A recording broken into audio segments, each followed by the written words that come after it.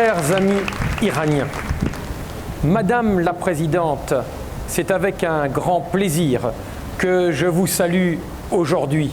Vous, Présidente, vous, peuple iranien, pour vous dire qu'en ce week-end du sommet mondial pour un Iran libre, les Français, les parlementaires français sont à vos côtés. Je m'exprime ici devant l'Assemblée nationale et au nom du peuple français. Je voudrais vous apporter tout mon soutien quelques petites semaines après l'élection du président Raïssi. Un président pas tout à fait comme les autres. Il porte une lourde responsabilité dans les massacres de 1988. Une lourde responsabilité dans les massacres de 2019. Son élection n'est pas anodine. La communauté internationale doit réagir. Avec plus de 60 parlementaires français, nous demandons au Quai d'Orsay, au ministère des Affaires étrangères, au Premier ministre de la France et à d'autres États européens et dans le monde, à la communauté internationale, de se mobiliser pour une autre politique à l'égard de l'Iran. Le pays souffre beaucoup aujourd'hui, mais c'est surtout le peuple qui souffre par des conditions économiques dégradées, pour des raisons sanitaires.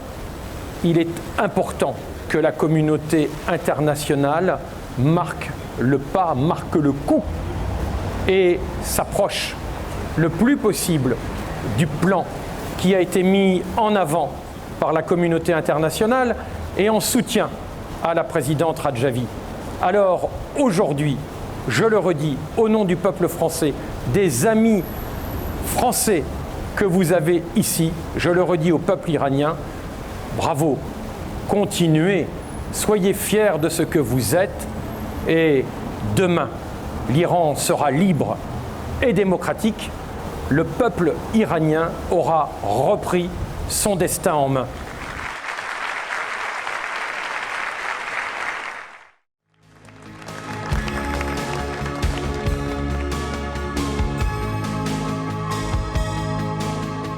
Bonjour, je suis Michèle de Vaucouleurs, présidente du comité parlementaire pour un Iran démocratique depuis l'Assemblée nationale, d'où, avec mes collègues, nous sommes heureux aujourd'hui de participer à ce grand rassemblement international, à un moment politique charnière pour le peuple iranien ainsi que pour les relations internationales que nous entretenons avec l'Iran.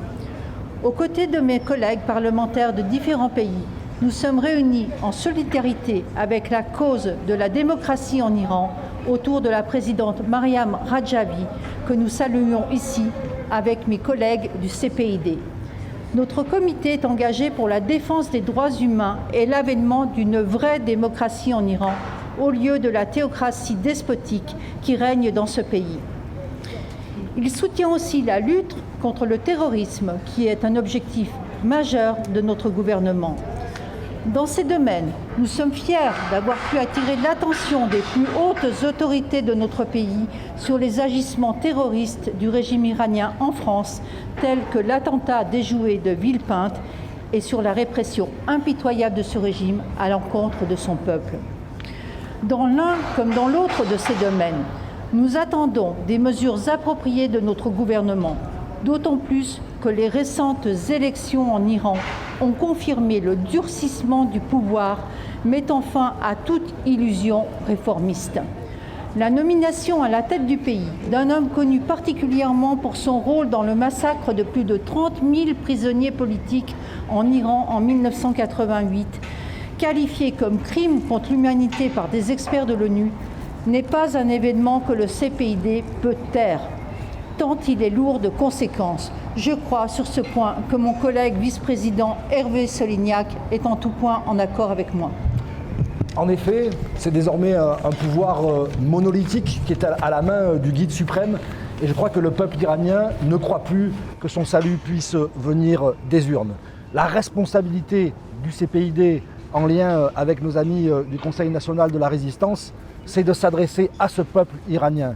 Et c'est de la part de la France et de son gouvernement de dire que désormais nous condamnons ce régime devenu une menace non seulement pour la France, non seulement pour l'Europe, mais désormais une menace pour le monde.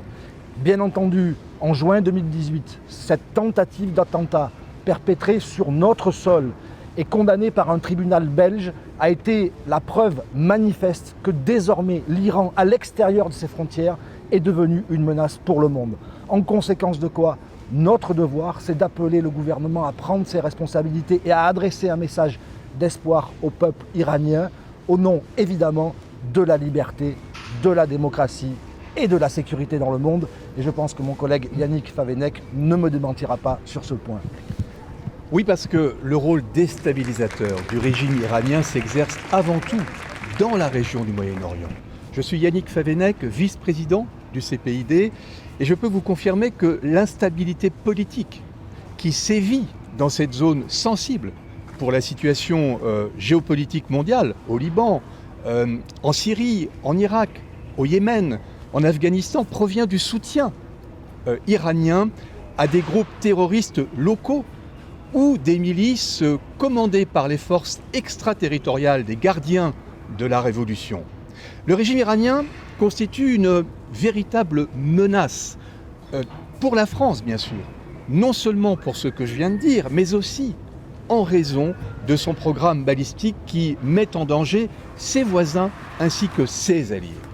Cet expansionnisme qui a aidé le régime des Mollahs à éclipser ces crises intérieures est aujourd'hui en déclin.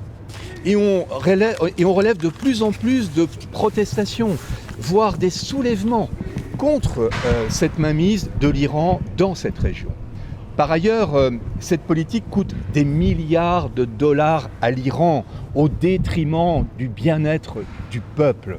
Cette posture de puissance régionale ne trompe plus personne aujourd'hui, mais c'est plutôt un écran de fumée pour cacher la fragilité du régime qui a peur des soulèvements et qui se voit obligé de nommer un bourreau à la tête de l'exécutif pour contrer la colère de la population. C'est ce que mon collègue André Chassaigne, aussi vice-président du CPID, saura mieux encore vous décrire. La réalité, c'est le mouvement social qui se développe à l'intérieur du pays. Un immense mécontentement, une rage qui grandit dans le peuple. Et pourquoi ? Parce que d'un côté, on a la pauvreté qui se développe, on a la misère, on a la faim. Et puis en face, eh bien, ceux qui dilapident l'argent avec des dépenses militaires extrêmement importantes, notamment sur le nucléaire, ou qui, au contraire, captent cet argent pour des fondations, qui sont des fondations aux mains du régime, aux mains du guide suprême, aux mains des mollahs et de tous ceux qui les servent. Face à ça, la résistance grandit à l'intérieur. Il y a tout d'abord des luttes sociales qui aujourd'hui, par exemple, bouleversent les travailleurs qui sont les travailleurs de la pétrochimie, qui demandent des salaires qui seront des salaires décents et qui sont en lutte de la même façon. De la même façon, alors que la répression est terrible, on l'a vu en 2018, on l'a eu en 2019, malgré cette répression, la résistance intérieure grandit. Nous, Français, nous savons ce que signifie la résistance intérieure. Eh bien, cette résistance aujourd'hui, elle est conduite au plus près de la population.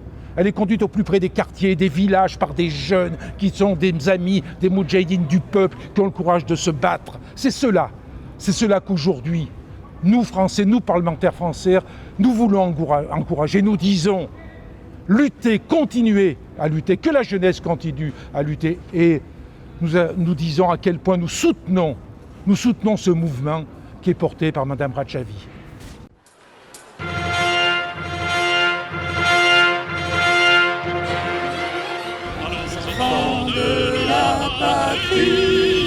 Le jour de gloire est arrivé.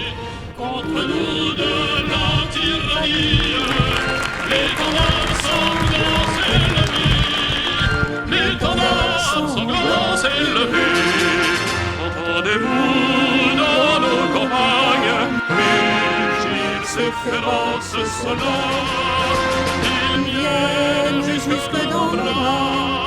Égorgez vos fils, vos campagnes.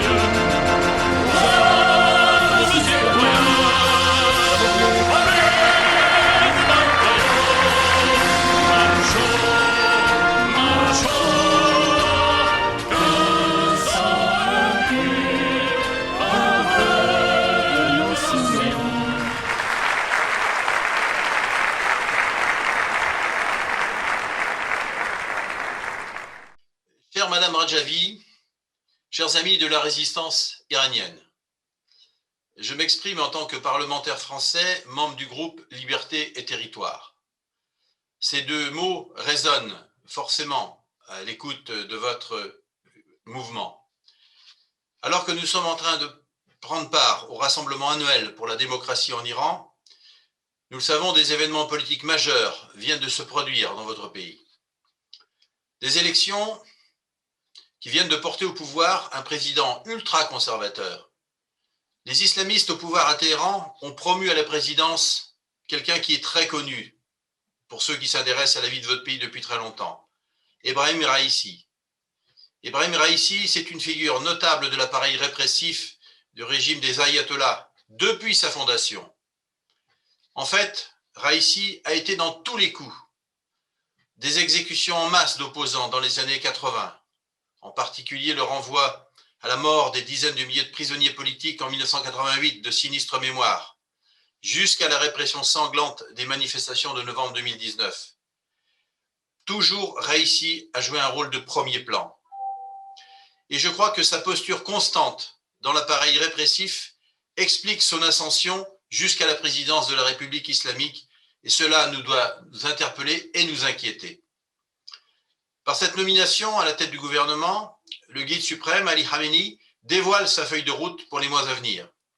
Un durcissement des mesures répressives à l'intérieur du pays et un comportement encore plus agressif sur le plan international, en particulier contre les pays de la région qui se voient menacés par l'expansionnisme du régime iranien, ainsi que la poursuite de son soutien aux groupes terroristes au Proche et Moyen-Orient dont nous connaissons aujourd'hui parfaitement les ramifications. Pourtant, je pense que cette radicalisation a le mérite de démasquer le fascisme religieux et de nous montrer le vrai régime des mollahs. Ainsi, comme le scandaient les Iraniens ces dernières années dans leurs manifestations, le jeu des gentils réformateurs contre les méchants conservateurs est bel et bien terminé.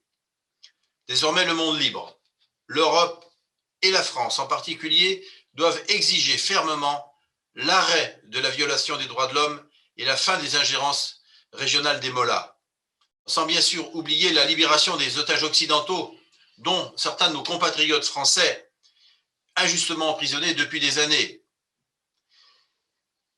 Les faits des trois dernières décennies ont démontré que la seule fermeté pouvait donner des résultats. Dans la suite logique des choses, je pense que nos démocraties doivent miser sur les Iraniens qui mènent un combat formidable en faveur d'une république démocratique depuis toujours. Et vous en êtes, madame, l'incarnation, et ceux qui sont à vos côtés également.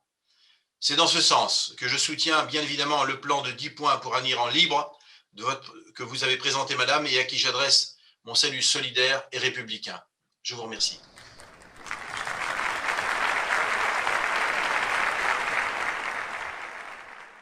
Madame la Présidente, chère Mayam Rajavi, chers amis ashrafiens de la résistance et de la liberté, vous le voyez, nous sommes fidèles avec Jean-Pierre Muller, avec Martine Valton, nous sommes à nouveau à vos côtés.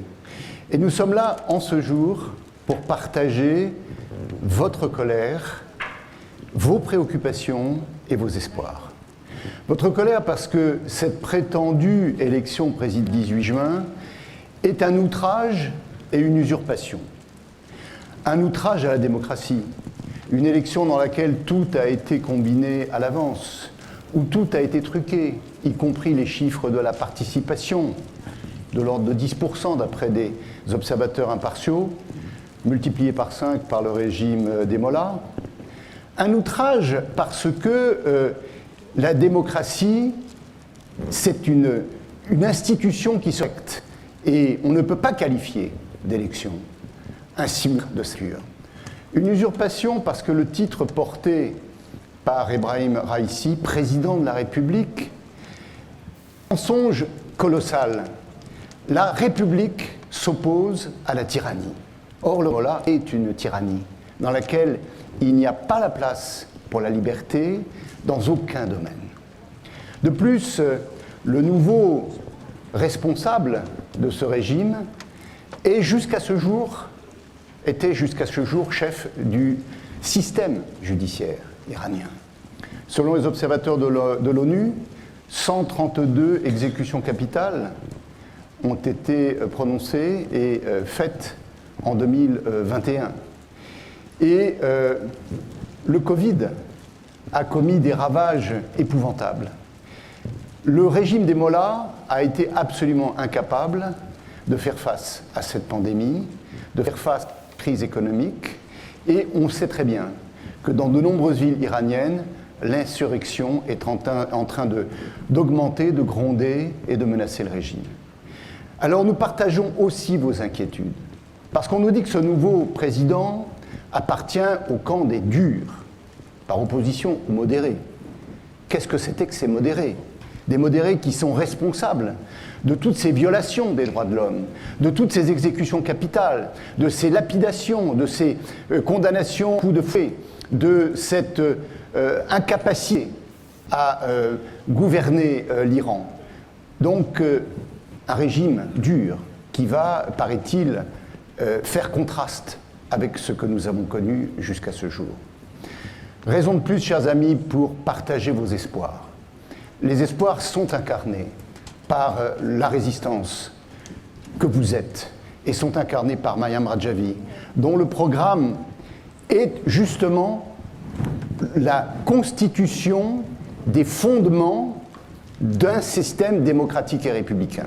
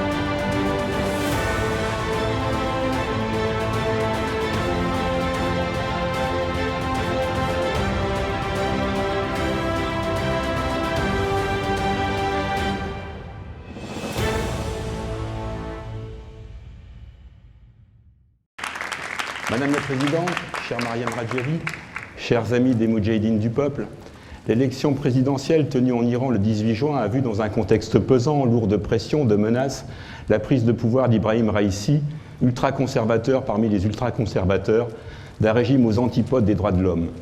Ibrahim Raïssi, l'un des plus féroces, des plus actifs, des plus impitoyables responsables du terrible massacre en 1988 de 30 000 prisonniers politiques, pour la plupart affiliés à l'organisation des Moudjahidines du peuple. Responsable d'un massacre à propos duquel un des hommes liges de l'imam Khomeini, Hossein Ali Montazari, avertissait à l'époque que ces exécutions seraient considérées comme l'un des plus grands crimes commis par la République islamique. Le peuple d'Iran, les Iraniens, honteusement abandonnés par leurs dirigeants dans la lutte contre la Covid-19, n'ont pas la volonté de continuer à souffrir, à subir les exactions perpétrées par les mollahs et leurs séides.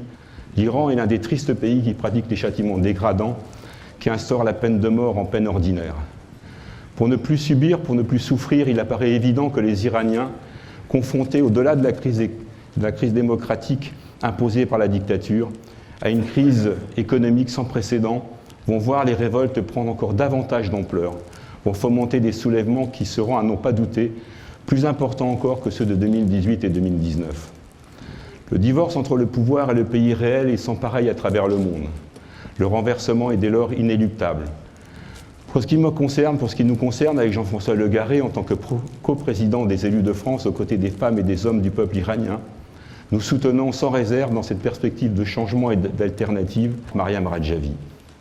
Le programme de Mariam Rajavi, résumé en 10 points pour l'Europe, pour l'Iran de demain, répond à notre sens tant aux aspirations légitimes du peuple iranien qu'aux exigences des nations démocratiques. L'instauration d'un système pluraliste avec liberté de parti et d'assemblée, l'abolition de la peine de mort, la séparation de la religion et de l'État, l'égalité totale des femmes et des hommes, une politique étrangère fondée sur la coexistence pacifique, la paix et la coopération internationale et régionale, le respect de la Charte des Nations Unies, l'acceptation d'un Iran sans armes nucléaires et sans armes de destruction massive. Nous y souscrivons car ce sera alors le retour de l'Iran que nous aimons, pas celui triste, cruel, toxique et dangereux des mollahs.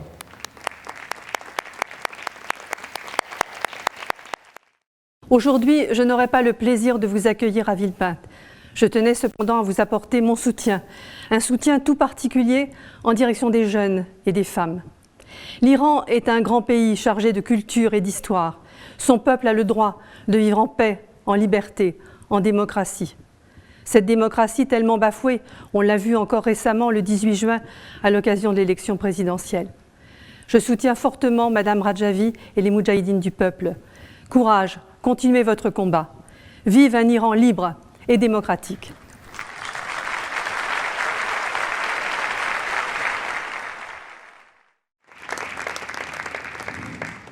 Salam, Madame la Présidente, Mesdames et Messieurs les élus, cher peuple iranien. Je m'adresse à vous aujourd'hui en ami, en soutien, mais aussi en écologiste, en amoureux des droits de l'homme et du citoyen. On connaît le régime sanglant et ses massacres de 1988 où 30 000 prisonniers politiques ont péri dans les geôles. L'Iran est en proie à une crise de dégradation de son environnement majeure due à une mauvaise gestion par la corruption, le chômage, la pauvreté. Les richesses du pays sont délapidées, utilisées pour la répression du peuple, pour déstabiliser les gouvernements étrangers, pour soutenir le terrorisme et pas pour le peuple et pour la terre. Le régime des mollahs a dévasté 50% des forêts hircaniennes, si précieuses et si connues dans le monde. Les déserts ont avancé d'au moins 15%. La capacité d'eau renouvelable a été gaspillée. L'eau pure dans tout le pays devient rare. Le lac d'Oroumeh, l'un des plus grands lacs du Moyen-Orient, est en train de se tarir, en train de mourir. L'assèchement du Zayaned Rud, le fleuve fertile à Ispahan et d'autres rivières sont aussi des drames. Aujourd'hui, il n'y a plus une seule zone humide, plus un seul lac vivant dans le pays. Dans les villes, la pollution atmosphérique atteint des niveaux inquiétants. À Téhéran et dans d'autres métropoles, la qualité de l'air pose des problèmes pour la santé. Les tempêtes de poussière et la brume sèche, notamment dans la province du Khouzistan, aggravent cette situation. Les chiffres publiés par le Global Carbon Project montrent que l'Iran est le 7e pollueur atmosphérique au monde, avec une émission annuelle de 648 millions de tonnes de CO2. L'Iran a pourtant signé des accords internationaux sur l'environnement. Il est adhérent à la COP21, l'accord de Paris sur le climat, mais il ne les respecte pas. Et aujourd'hui, c'est le futur de l'Iran qui est en danger si on ne prend pas conscience de l'importance de la question environnementale pour le peuple et pour son avenir. Alors je voudrais ici, avec vous, apporter tout mon soutien et transmettre toute mon amitié au peuple iranien dans ses luttes pour la démocratie et pour sa qualité de vie, et notamment pour son environnement, son écologie et son écosystème. Merci beaucoup.